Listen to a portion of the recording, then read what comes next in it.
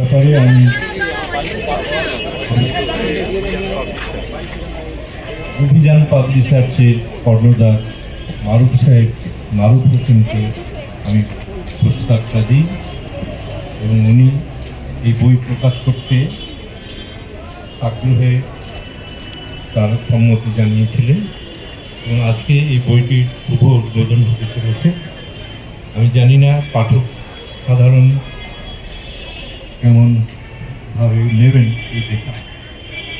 আমি অপেক্ষা করছি যে তাদের মতামত মিডিয়ায় বা বিভিন্ন পত্র পত্রিকায় পুস্তক পর্যালোচনা বা বুক রিভিউ এসবের মধ্যে দিয়ে আমার মূল্যায়ন হোক, এটাই আমি চাই।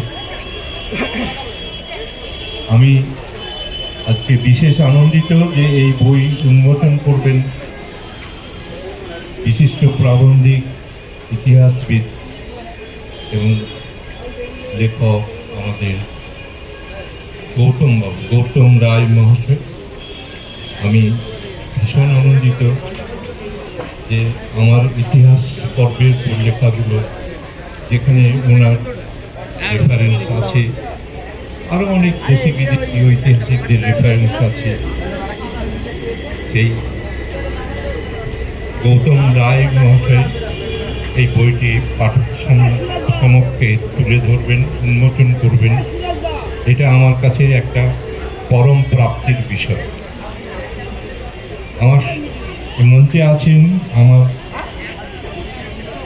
অগ্রজ প্রতিম দাদা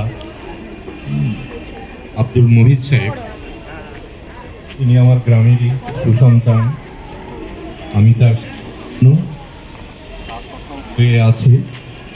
তিনি গ্রাজুয়েট ইঞ্জিনিয়ারিং ফার্মের উনি ইঞ্জিনিয়ার ছিলেন।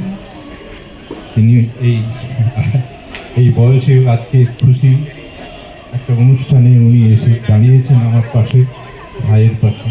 এর জন্য আমি তাকে ধন্যবাদ জানাচ্ছি।